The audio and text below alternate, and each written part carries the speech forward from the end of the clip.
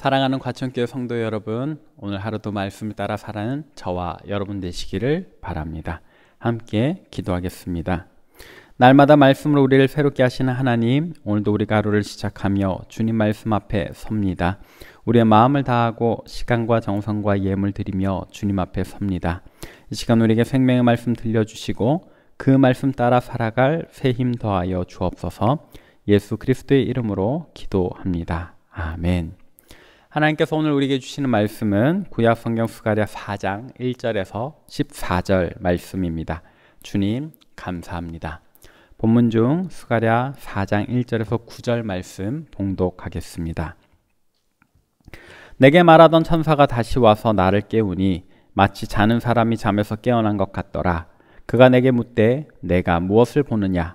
내가 대답하되 내가 보니 순금 등잔대가 있는데 그 위에는 기름 그릇이 있고 또 그 기름 그릇 위에 7 등잔이 있으며 그 기름 그릇 위에 있는 등잔을 위해서 7 관이 있고 그 등잔대 곁에 2 감람나무가 있는데 하나는 그 기름 그릇 오른쪽에 있고 하나는 그 왼쪽에 있나이다 하고 내게 말하는 천사에게 물어 이르되 내 주여 이것들이 무엇이니까 하니 내게 말하는 천사가 대답하여 이르되 내가 이것들이 무엇인지 알지 못하느냐 하므로 내가 대답하되 내 주여 내가 알지 못하나이다 하니 그가 내게 대답하여 이르되 여호와께서 스룹바벨에게 하신 말씀이 이러하니라.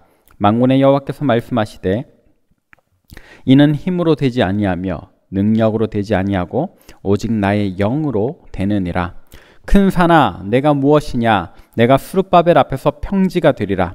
그가 머릿돌을 내놓을 때에 무리가 외치기를 은총이 그에게 있을지어다 하리라 하셨고 여호와의 말씀이 또 내게 임하여 이르시되 스룹바벨의 손이 이 성전의 기초를 놓았은즉 그의 손이 또한 그 일을 마치리라 하셨나니 만군의 여호와께서 나를 너희에게 보내신 줄을 내가 알리라 하셨느니라.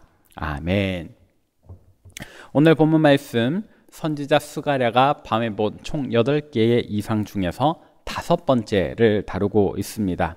우리가 어제 나누었던 말씀이 귀환했던 남유다의 2 지도자 중 하나였던 대제사장 여호수아와 관련된 이상이었다면 오늘 말씀은 또 다른 지도자인 이 남유다의 총독직을 맡았던 스룹바벨이라고 하는 사람에게 향한 것입니다. 스룹바벨, 그는 누구였는가? 다윗 왕가의 후손이었어요. 그래서 원래는 왕의 직위에 앉을 사람입니다. 그러나 이미 바벨론에 의해서 나라가 멸망당했고 아직 속국의 시대에 있기 때문에 그의 직함은 총독으로 임명되었습니다. 그러나 그 핏줄의 정당성 또 총독이란 그 지위조차도 지금의 정치 상황 속에서는 가장 높은 자리였기 때문에 스룹바벨은 이 민족의 왕으로서의 역할을 감당하고 있겠다 하겠습니다. 그래서 어제 본문에 나왔던 대제사장 여호수아는 이 포로로 귀환했던 1차 유다 공동체의 영적 책임을 도맡은 사람이라면 오늘 본문에 나오는 스룹바벨 총독은 이 정치적 책임을 맡았던 지도자였습니다.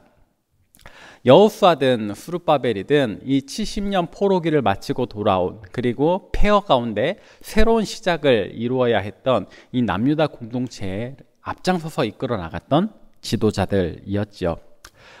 영적 책임을 맡았던 여호수아와 달리 이 스룹바벨은 당장에 해야 하는 일이 있었습니다. 무엇인가? 성전을 재건하는 겁니다. 물론 여호수아의 역할도 필요하겠지만 이 새로운 건축물, 더군다나 무언가 이 행정의 중심지였던 예루살렘 성전을 복원하는 일은 국가 정책에 따라야 하는 그런 정치적인 문제가 결부되어 있었습니다.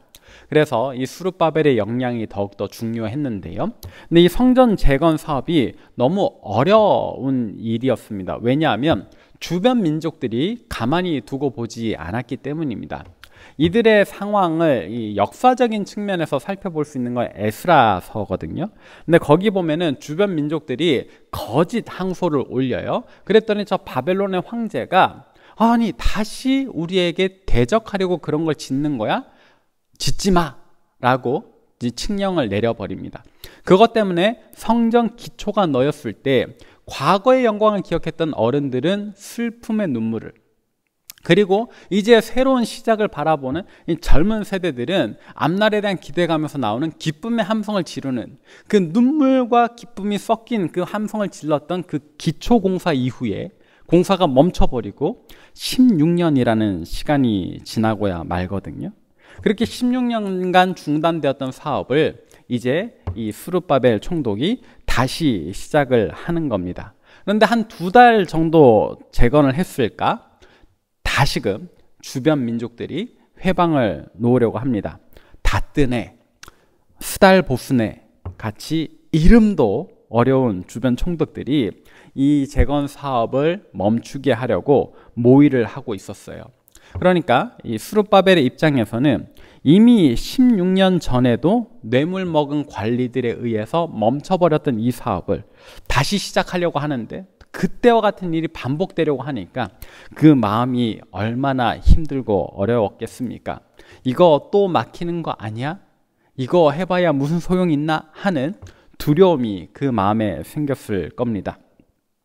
그런 상황 속에서 하나님께서 스가랴 선지자에게 오늘 본문의 이상을 보여주심으로 이 스룹바벨에게 새로운 다짐을 하게 하시는 겁니다.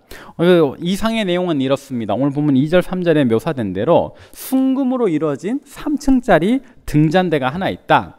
자세한 모양까지 우리가 굳이 따질 필요는 없습니다. 그 모양이 중요한 것이 아니라 그 꿈 속에서 금으로 이루어진 거대한 등잔대를 스가랴 선지자가 보았다는 겁니다. 그리고 이 낯설지만 신비로운 등잔대 양옆으로 2개의 감람나무가 서 있다. 상징적으로 어제 본문에서 보았던 여호수아를 또 오늘 본문에서 보는 스룹바벨이라고 할 수 있겠지요. 본문 4절에 보니까 이 신비로운 광경에 대해서 스가랴가 천사에게 무슨 뜻입니까? 라고 묻습니다. 그러나 이 스가랴에게 천사는 당장의 그 의미를 해석해 준다기보다는 등잔대가 무엇인지, 감람나무가 무엇인지를 해석해 주기보다는 이후에 선포되는 하나님의 말씀을 강조합니다.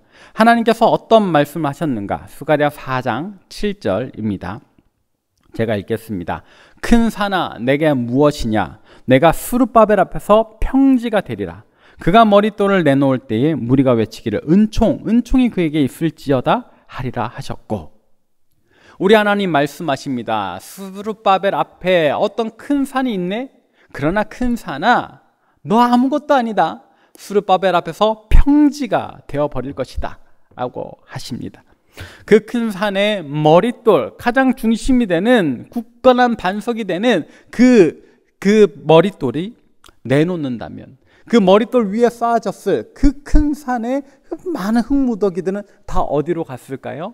완전히 사라져 버린 겁니다.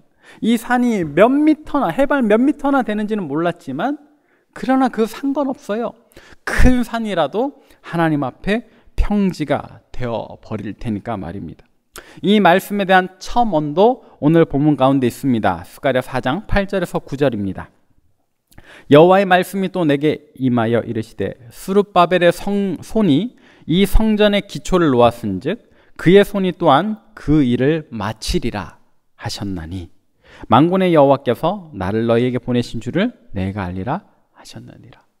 이 구절을 통해 우리가 짐작할 수 있겠지요. 아하, 지금 스룹바벨 앞에 있던 그 큰 산이란 뭡니까? 아까 다뜨네, 스달보스네 같은 그 주변 민족 총독들의 거짓 모의, 그것이 정말로 스룹바벨 볼 때는 큰 산과 같이 도저히 넘을 수 없는 어려움과 같이 느껴졌는데, 하나님께서 그걸 다 없애버리시고 이제 스룹바벨의 손이 성전의 기초를 놓았으니까 이 공사를 완성하도록 하나님께서 도우신다, 약속하시는 겁니다. 어떻게 이런 일이 가능할까? 사람의 힘으로는, 사람의 생각으로는 도무지 방법이 없는데 싶을 때 오늘 본문인 스가랴 4장 6절에 답이 있습니다. 그가 내게 대답하여 이르되 여호와께서 스룹바벨에게 하신 말씀이 이러하니라. 만군의 여호와께서 말씀하시되 이는 힘으로 되지 아니하며 능력으로 되지 아니하고 오직 나의 영으로 되느니라. 아멘. 세상 사람들이 이건 안 된다, 불가능하다, 이전에도 안 되지 않았냐 라고 한다고 해서 그것이 정말 안 될까? 그런 말들로 마음 불안해하지 말자. 하나님 말씀은 이겁니다. 그래, 너희 힘으로는 안 되겠지. 그래, 너희 능력으로는 안 되겠지. 그러나 나의 영이 역사하면, 성령의 역사가 있으면 다 된다.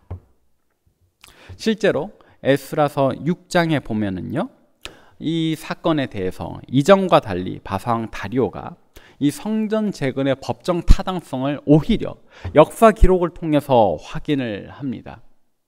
고레스 칙령으로 모든 것들이 허락된 것을 확인을 하고, 주변 총독들의 의도와 달리 성전 재건에 필요한 모든 재원을 왕실 경비로 지원하기로 약속했습니다.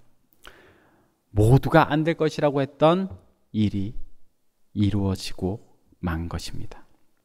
오늘 말씀을 통해 우리가 얻을 위로는 무엇입니까? 오늘 우리 인생 가운데서도 찾아오는 여러 어려움들이 있는데, 그 어려움이 너무 크고 거대해서 도저히 헤쳐나갈 수 없을 것만 같은 그런 산처럼 보이는데, 그러나 하나님 말씀하십니다. 걱정하지 마라. 우리 하나님의 영이 일하시면 그 모든 큰 산은 곧 없어져 평지가 될 줄로 믿습니다. 우리를 향하신 하나님의 계획은 우리 앞에 놓인 산이 얼마나 크든지 험악하든지 상관없어요. 어떤 산이든지 하나님의 영이 움직이시면 그저 평지가 되어버릴 줄 믿습니다. 물론 우리 하나님의 뜻과 계획에 맞아야 하겠지요. 그래서 우리 뜻을 고집할 것이 아니라 하나님의 뜻을 구하며, 우리의 계획대로 일해 주시기를 간구도 하겠지만 하나님의 계획이 무엇인지 물으며, 우리가 하나님의 선하시고 기뻐하시고 온전한 뜻 앞에 서 있어서 하나님 일으키시는 놀라운 기적의 주인공으로 살기를 소망합니다. 오늘 우리 삶 가운데 똑같이 역사하실 하나님 기대하시면서 우리 이와 같은 마음 가지고 함께 기도하겠습니다. 사랑의 하나님, 오늘 말씀을 통하여 하나님께서는 우리의 힘과 능력으로는 도저히 할 수 없는 일이라 할지라도 능히 모든 것 가능하심을 믿습니다. 하나님 일으키시는 놀라운 기적의 주인공 되도록 하나님 우리에게도 하나님 원하시고 기뻐하신 뜻이 무엇인지 알려주시고 그 뜻 따라 사는 우리 되게 하여 주옵소서.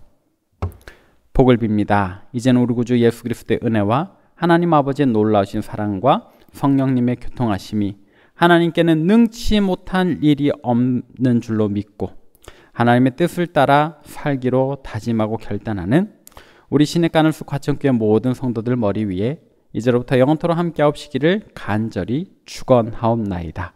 아멘.